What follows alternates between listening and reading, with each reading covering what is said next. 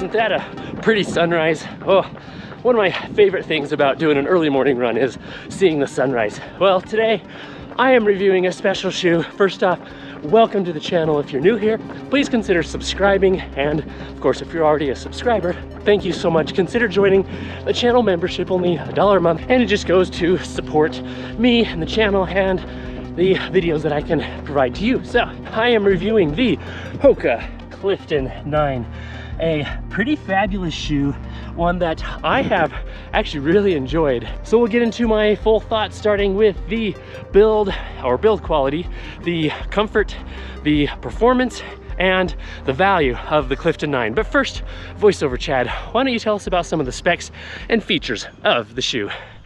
Hoka states, eliminating weight while adding 3 millimeters in stack height, the new Clifton 9 delivers a revolutionized underfoot experience with a responsive new foam and improved outsole design.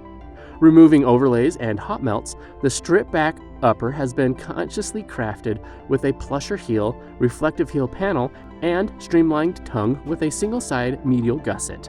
As for some of those specs, you get an engineered knit upper, which is made of mostly recycled materials, a gusseted tongue, gusseted on just the medial side, compressed molded EVA foam midsole, early stage meta rocker for a smooth transition into your toes, durable rubber outsole, a stack height of 32 millimeters in the heel and 27 millimeters in the toe for men's, and in women's, 29 millimeters of heel stack, 24 millimeters of toe stack, for a 5 millimeter drop.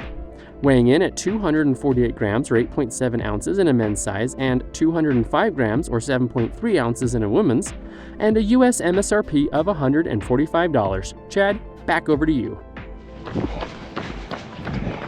I'd like to thank Hoka for sending me the Clifton 9s for the purpose of review, but know that all thoughts and opinions are strictly my own. I also want to give a quick shout out to a few of my sponsors. First off, T8 for these awesome shorts. These are the Sherpa shorts, super lightweight, very comfortable, and then also the Commandos underwear, guaranteed to be chafe free. Also like to thank HydroPack for their awesome hydration solutions like these soft flask water bottles, and the Feed. They have all of your nutrition products to fuel your athletic endeavors. Check out my affiliate links in the description or the pinned comment. You can save 10% or get a little store credit, so check those out. All right, that's enough selling, on with the review. So I've had the Clifton 9 out for a good handful of runs, over 60 miles in them, so I have a pretty good sense of how they're going to perform and do for you. Starting with the overall build quality, I feel like Hoka has done a really good job at choice of materials and build quality. I think the shoe came together well. That outsole rubber seems to be holding up just fine, no real signs of premature wear. The compressed EVA midsole is nice. I do have some concerns about its longevity. I wonder if it'll compress and not give you the rebound or bounce and softness that you would want in the long term. I'm talking maybe 300 or 400 miles later, but so far it's holding up great. The upper is nice and breathable, really lightweight. There's some nice padding around the ankle and in the tongue. I do think the padding quality is probably on the cheaper side, but it's sufficient.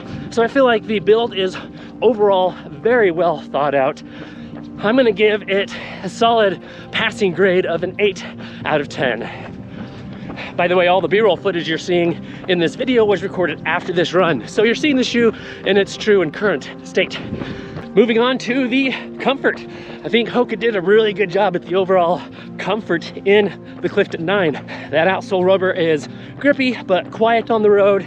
The shoe has a decent rocker to it, just helping you to keep seeing things smooth from heel to midfoot and into your toes. The midsole is also quite comfortable. It was softer than I was expecting, especially for a compressed EVA midsole foam.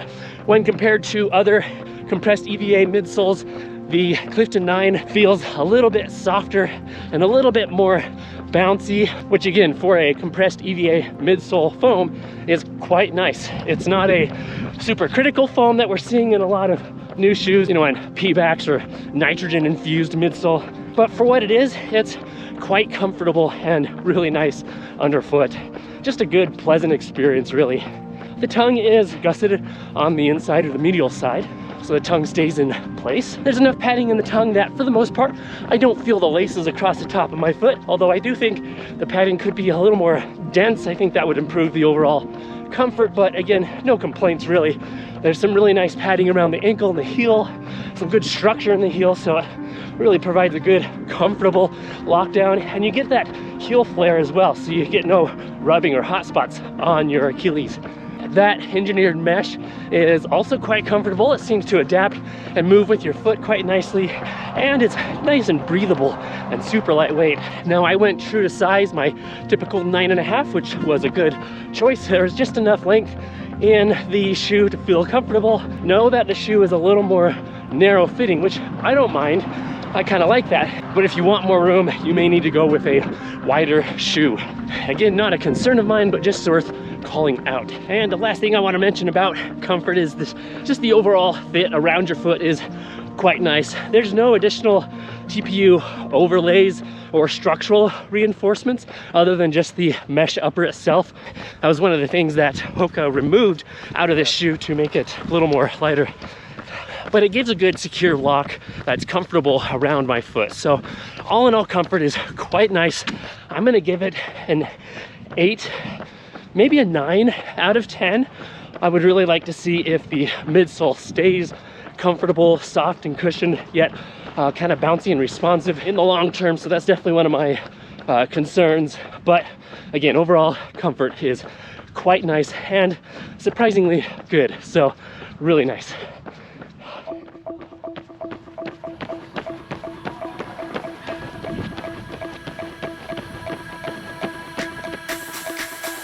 A lot of people enjoying the trails this morning. Good morning. Good morning. Good morning. Good morning. Good morning. Good morning. Good morning, folks. All right, moving on with the performance. This is probably what you're most interested in. How does the shoe perform? First off, I'd like to hear from you. Have you used the Cliftons of the past? How has that shoe been for you? How did it feel? How was the performance of it? And of course, if you've used the Clifton 9 before, let me know. I'd love to hear your experience in the shoe as well. My experience in the shoe, again, after more than 60 miles, has been very positive, especially around performance. I feel like the performance of the Clifton 9 is quite nice, even a memorable experience, especially for a daily trainer. I wouldn't consider the Clifton 9 to be a high performance, speedier, tempo type of shoe, but that's not what it's designed for. It's designed to be your daily driver. And with that in mind, I think it hits the nail right on the head. I really like the underfoot feel. I already mentioned it's comfortable, but I feel like the midsole allows you to just keep putting in the miles, but it also has not only that softness, but a good kind of bounce to it, which is actually surprisingly really good for a standard compressed EVA type midsole foam. The performance of the upper is also really nice because it hits lightweight, it feels lively on your foot, the tongue stays in place, the fit around my midfoot and across the top of my foot feels secure. Again, that rocker shape of the shoe really gives a nice sensation or feeling from heel or midfoot into your toes. Just keeps things nice and smooth, allows you to just keep the leg turnover going mile after mile after mile. I always feel like I'm missing something, so let me know if you have any questions about performance. If you haven't gathered already, the overall performance, especially as a daily trainer, is quite nice. I quite like it. Good morning. It's become one of those shoes that is a staple now in my running shoe rotation. It's a shoe I look forward to running in. So overall performance, I'm gonna give 9 out of 10. Only reason for a dock of points is because I think there are other shoes that are a little more dynamic in the range of what you can use them for. I hope that makes sense. Okay, moving on with the value of the Clifton 9. At $145 US MSRP, I feel like that is a competitive price point. However, I do think that the Clifton 9 would be better, have a much better value if it was down in the 130, price range rather than in the mid 140s. And while I've really enjoyed the shoe and I'll continue to run in it for many, many more miles, if Hoka could bring the price down just a little bit, it would definitely improve the value and make it way more competitive in the market. So overall value, I'm gonna give 7 or 7.5 out of 10. Now, that said, would I recommend the shoe? Yes, I would. You know, compared to other lower drop, this is a 5mm drop shoe, compared to other lower drop shoes out on the market, especially those that are a compressed EVA type of midsole foam. But even outside of that, just looking at the general low drop market, I mean, you've got the Craft Pacer, the Ultra Experience Flow, or the Forward Experience, the same shoe, and a few others out there.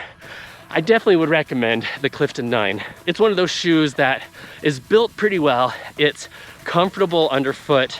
It performs quite well, and I've really enjoyed it as a daily trainer shoe. It's one that I look forward to running in, and it's one that even has left an impression, left me with a positive overall experience that I recall after the run. And I think that says a lot about this shoe. Let me know what your thoughts are on this shoe. Is it one that you're considering? Have you had it in the past? Did it work out for you? They offer a ton of awesome colorways. I'm really loving this super bright red, kind of yellowy, and you know, light blue colorway. Just a lot of fun. So enough with that, enough rambling. Appreciate you for being here today. Again, let me know if you have any thoughts on this shoe. I really liked it. It's one I'm going to continue to use. And again, appreciate Hoka for sending me this shoe for the purpose of review. Stay tuned for more shoe and gear reviews. I have a lot more coming to the channel. Some super trainers and some awesome gear as well, some new gear. So stay tuned, make sure you're subscribed, give the video a like, and I'll see you on the next video. Remember to be consistent, express gratitude, and enjoy every mile, as I certainly am today in the Hoka Clifton 9. I'll see you on the next video. Bye now. By the way, did anybody notice how matchy I am today? My red vest, red shorts, red shoes, yeah, even my red hat.